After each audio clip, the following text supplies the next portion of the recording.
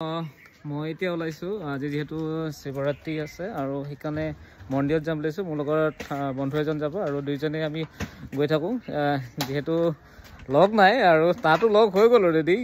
চ' মই ওলাইছোঁ তাৰ লগতে। দীপাংকৰ আগতো চিনি পায়, মোৰ ভিডিঅ'ত প্ৰায় ওলাই থাকে।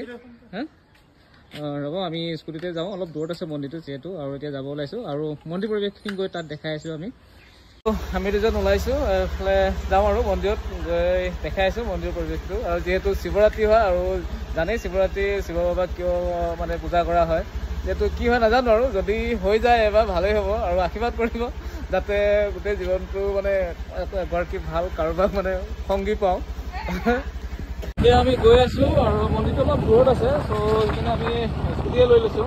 বাইকখন আনিব ইচ্ছা নকৰে, এতিয়া গৈ লওঁ। আৰু আজি বেছি ভাল লাগিছে যিহেতু বতৰটো বহুত মুকলি কৰি দিছে। এইকেইদিন ডাৱৰীয়া হৈ আছিল, অলপ ঠাণ্ডা ফিল হৈ আছিল আৰু ইয়াৰ পৰাই গম পাই যে গৰম আৰম্ভ হৈছে আৰু এইবাৰ কেনেকুৱা হয় নাজানো। চ' গৈ আছোঁ, গৈ আপোনালোকক তাত দেখাই আছোঁ। পূজা অলপ কৰিম আমি।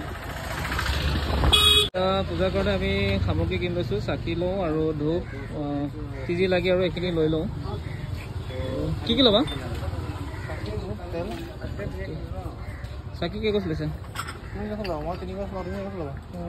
মোকো দিয়া 3 গছ লৈ লওঁ। আৰু ধূপ দি দিব 1 পেকেট, মিঠাতেল দি দিব আৰু চাকি ধূপ আৰু মিঠাতেল যি যি লাগে পূজাৰ সামগ্ৰী গোটেইবোৰ আমি লৈ লৈছোঁ। যিহেতু পল্টন বজাৰ ইয়াতে আমি প্ৰায় যেতিয়া মন্দিৰ যোৱা হয় বা নামঘৰ অহা হয় ইয়াতে লওঁ আৰু সেইখিনি লৈ পিনে আমি গৈ আছোঁ মন্দিৰতে। তাতে গৈ পূজাটো কৰি আহোঁ আৰু সবিশেষ দেখাই আছে পূজা আজি কেনেকুৱা হৈছে। কালি বহুত ভিৰ হ'ব যিহেতু শিৱৰাত্ৰি হয়। ঠিক আছে, আমি গৈ তাত গৈ দেখাই আছোঁ সকলোবোৰ। আমি মন্দিৰ আহি পালোহি, ৰাধাকৃষ্ণ মন্দিৰ, ডিব্ৰুগড় ফেমাছ। আৰু এই মন্দিৰটো ভালেই লাগে, খুব বহুত দিনৰ পাছত আহিছোঁ ইয়ালৈ। আৰু সিয়ে বন্ধু মোৰ গৈ আছে, তেওঁ মানে ৱাইফ এতিয়া দূৰে আছে, তাৰ মানে লগ লাগিবৰ কাৰণে মানে কি হয় তেওঁলোকৰ সম্বন্ধটো ভালে থাকিবৰ কাৰণে আকৌ বাবাৰ ওচৰলৈ আহিছে। আৰু চাওঁ মোৰো কিবা হওক, গতি লাগে বাৰু এবাৰ। চ' সেইবুলি আহিছোঁ বাবাৰ ওচৰত, বাবাই কৃপা কৰিলে হয়। একচুৱেলি এনেকৈ থাকিয়ে ভাল লাগে, যুগ্ম জীৱন নহ'লেও চলি যায় আৰু, কিন্তু উপায় নাই, চবেই যিহেতু কয়। চাওঁ কি হয়। চ' আমি আহি আছোঁ মন্দিৰত পূজা ভাগ আৰম্ভ মানে দিবৰ কাৰণে। লগৰজনে পূজা আৰম্ভ কৰিছে আৰু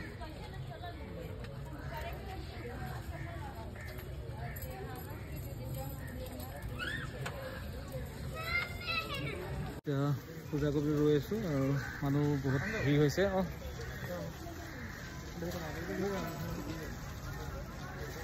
আৰু লগৰজনে কৰি দিছে, তাৰপিছত মই মোৰ পূজা ভাগ মানে আগবঢ়াম। চ' অলপ ৰখি আছোঁ যিহেতু সমাগমটো বেছি হৈছে আৰু অলপ সময়ৰ পাছত মই পূজা দি ইয়াৰ পৰা ওলাই যাম আৰু তাকে দেখাই আছোঁ। আৰু ইয়াৰ পৰিৱেশটো খুবেই ভাল হয়।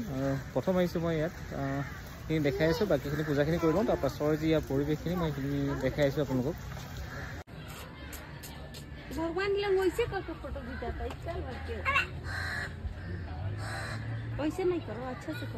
এতিয়া পূজা কৰি হৈ গ'ল আৰু যিহেতু বন্ধুৰ ৱাইফ লখিমপুৰত থাকে আৰু তেওঁলোকৰ যে যুগ্ম জীৱন নতুনকৈ আৰম্ভ হৈছে, সুকমলমে পাৰ হ'ব লাগে, তাৰ বাবে তেওঁ সেইবাবে আহিছে ন?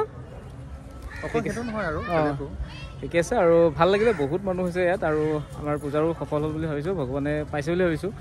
সকলোৰে শিৱৰাত্ৰি শুভ হওক আৰু আজিৰ ভিডিঅ'টো ইয়াতে সামৰিছোঁ। ধন্যবাদ।